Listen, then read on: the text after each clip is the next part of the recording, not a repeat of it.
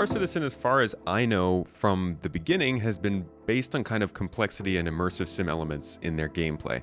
And even looking at some of these old design documents that they have, you can see that they at least had in the design ideas a lot of this stuff being very modular and in-depth. And you can see it when it comes to things like ship components, the different careers that ships can have, exploration and stuff like that.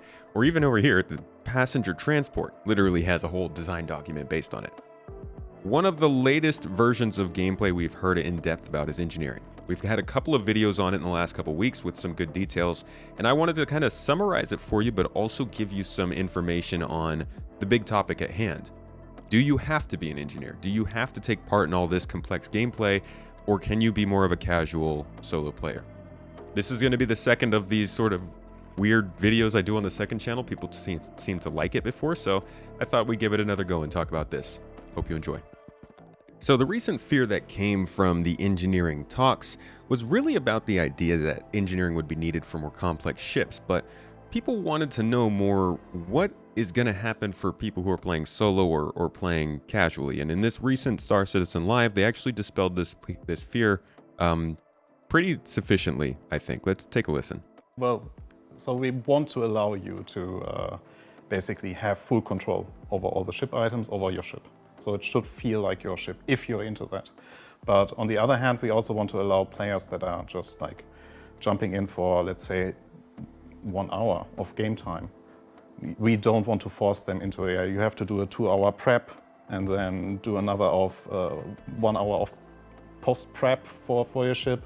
We really want like also to have those players being able to fly around and experience all the missions in the persistent universe and all what we ever will throw at you. So this is actually pretty key, because he said something important there. They don't want you to have to prepare a ton every time you're getting ready to play, right? We all have to go and throw all of our inventory on and stuff, but we've seen that there are things coming up like lockers and like bed logging that is kind of inconsistent, but things that are going to allow us to quickly do the things that take quite a while now. So as he's saying, they want to make sure that this is something that's going to be in depth and deep and provide a lot of gameplay for people, but also something that's not taking up all your time. This is something that Star Citizen has been trying to nail down and communicate clearly to people for years whenever one of these new systems like player death or inventory or whatever starts to come up, is that you don't need to take part in every part of the game. Star Citizen is a game not meant to be played in its entirety, and that's okay. Each profession needs to be able to entertain players for years with in-depth gameplay, but also be optional for players who aren't interested and kind of just want to play for a couple of days with their friends. The game we're playing right now might feel very casual and simple, and like it wants you to try everything, but this game's gonna lean fairly heavy into the sim genre kind of stuff. I actually made a video kind of about this back at the end of 2021. It's called You Don't Need That Ship. And obviously anybody can get whatever ship they want, but the idea is still there in that you don't have to buy a ship just because it came out and you feel like you need to experience it all. You can experience it by being a crew on the ship. You can experience it by trying it out or borrowing it from someone else. You don't even have to experience that gameplay. But the same thing applies here, I think. The point of this, at least early part of the talk overall, felt like it was really separating the gameplay of the casual player who isn't paying attention to maintenance or tuning their items or being on top of everything versus the player who wants to be very, very into the engineering. You know, are you going to be repairing your ship, checking your items every time you start it up, or doing little touch-ups when you're in quantum travel, or are you just going to visit a repair shop every time you get to a new populated location? The same call will have to be made of, do you want to focus on that kind of gameplay or maybe pay or hire somebody else to do it? And it leads into our next part of the video, which is basically, do you have to take part in engineering as a casual player? Here's the latest. Which is the main goal that we envision for the engineering gameplay, is that player decisions matter. And one of the decisions can be, it's not my gameplay, so I'm not into engineering. And it's a valid decision. It's your choice. It's your game. It's your ship. Whatever you want to do, that you can do it. So yeah, but that has the consequence of you probably will run with the stock settings for the items that you bought. and you regularly have to go to repair it, so you have to pay the money to actually be able to repair it, and sometimes you might even need to exchange the items for money, so you have to buy a new item to have it then exchanged on your ship and stuff like that. So you see a lot of modularity in the gameplay and the way they're designing it, basically saying, do you want to spend time on this and do the gameplay, or do you want to pay someone and do money? And I think the first place we're really going to start to see this pick up, we've seen it with medical stuff already, but the first place we're really going to start seeing this pick up is with the next cargo refactor, when they start to introduce timers for loading freight onto your ship.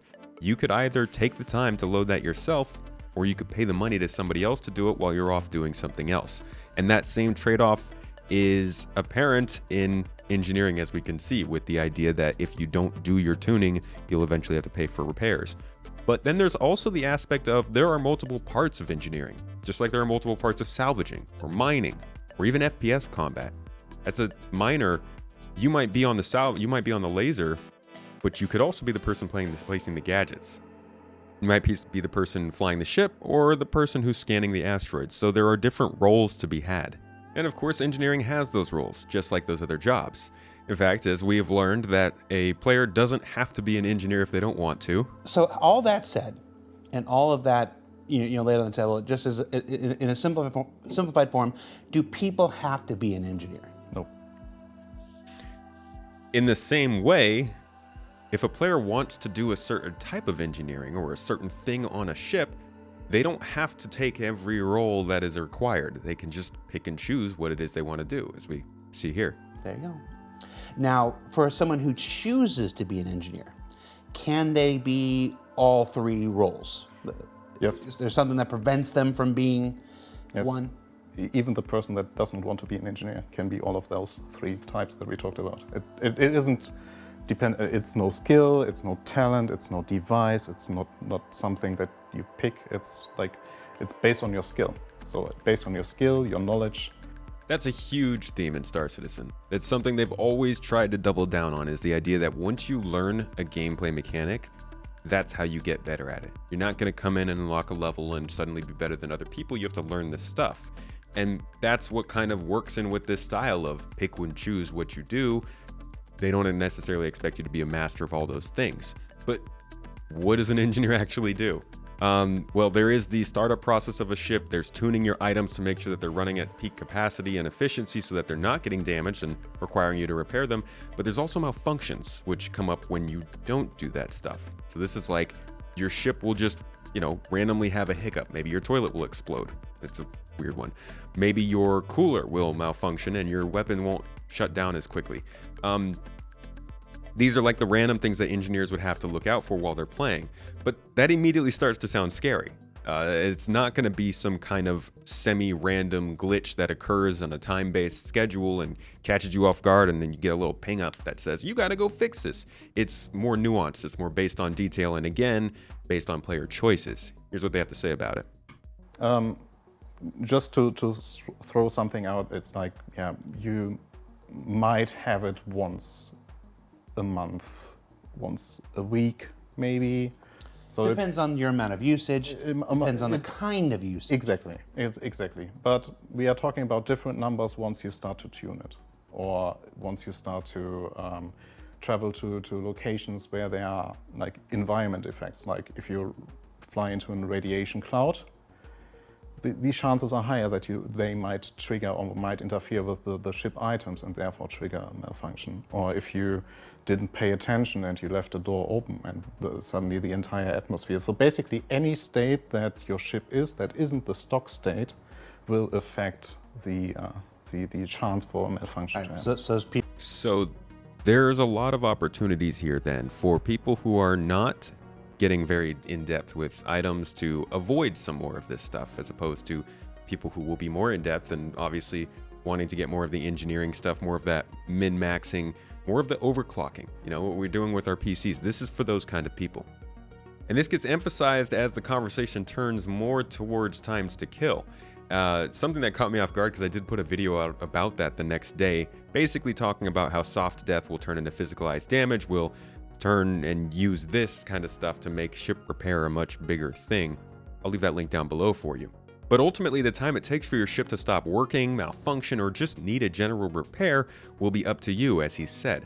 You can keep the ship spick and span, or you can let it fall into disrepair while still being operable. That's why some of the ships that spawn into the game are looking really dirty and messed up, because that sort of physical wear and tear has already been brought into the game. You can see it, they've covered it in ISC, and that's like the visual side of now what we're starting to hear about is the gameplay side. So as they combine those things, you'll start to see ships at different levels of goodness. But what about the solo players? Again, we're going back to the people who are approaching this all casually. What they have to say about the solo player is that obviously the bigger ships are going to require more work, right? But overall, it's again up to player choice. They're not going to tell you that you have to pick a ship based on a certain amount of people that have to be there, based on the beds, based on anything. Just what is going to work for you through practice, through trial and error, and through how you want your ship to perform. And we get a pretty detailed answer on that here as well. Let's check it out. It is, so we won't put any numbers there. We want to make it attractive. So, which is a kind of different approach, right? So we don't go in like this ship needs 5 engineers minimum to function. We really want to make it like you as a player recognize, okay, this is just the overhead of things I have to do is just so high, I should really ask a friend to join and take away the mechanic part of my engineering role. But like since players are really interested in numbers, like for example in Aurora, yeah, you as the pilot are also the engineer. Or if you are actually interested in that, because you still can go to the shop and get the repairs done there, or yeah, you don't have to. For a ship like Cutlass Black, I think it's also still fine that it is one person.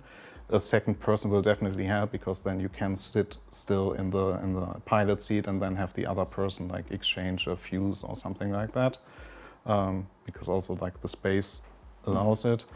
Yeah, on the Carrack, yeah, my personal recommendation here would be a minimum of 2 dedicated roles there. So you have one that basically pays attention to the entire setup, because like also life support is part of that, and gravity, so the artificial gravity. So there's plenty.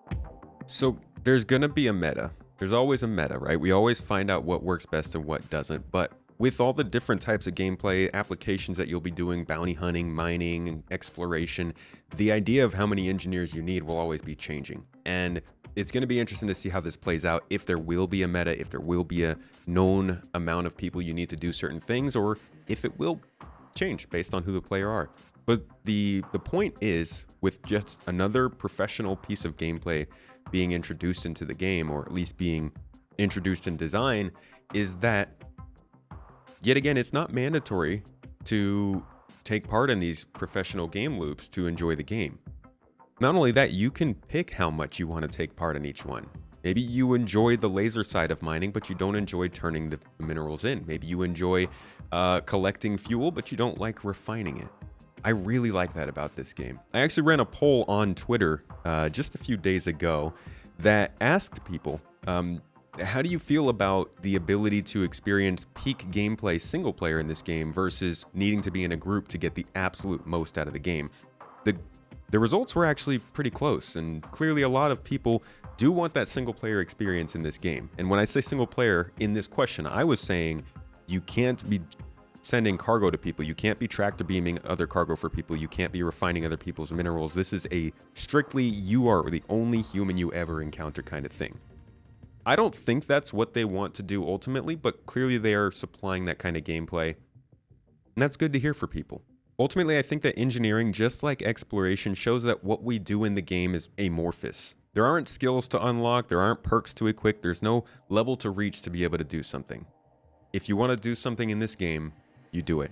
You figure out how to do it, figure out what you need to do it, and then you get it done. And when there's something you don't want to do, you fill the hole, either with an NPC in the future or possibly another player. Now, that's why I think this as a multiplayer game will play better, because being able to have other people around you who can do the things you don't want to do is going to make the game way more enjoyable, which is why I think the peak experience will always be multiplayer. You can even just look at what you're going to be doing in this game. You're going to need your pilot, your scanner, your navigator, and even your engineer while you're exploring. Or take mining, for example. You need somebody operating that laser. You need a pilot, a cargo mover, an engineer who's keeping the components running. Even though you're taking a profession on, you're not taking a single job on. The name of the game is scale, and the goal seems to be allowing players to choose how they want to experience that scale. I do think it'll leave the single player experience a little less fulfilling, as I think the main focus of the game seems to be on group play, but this talk ultimately for me I think solidified that casual and solo players are still going to be okay out there in the verse having fun.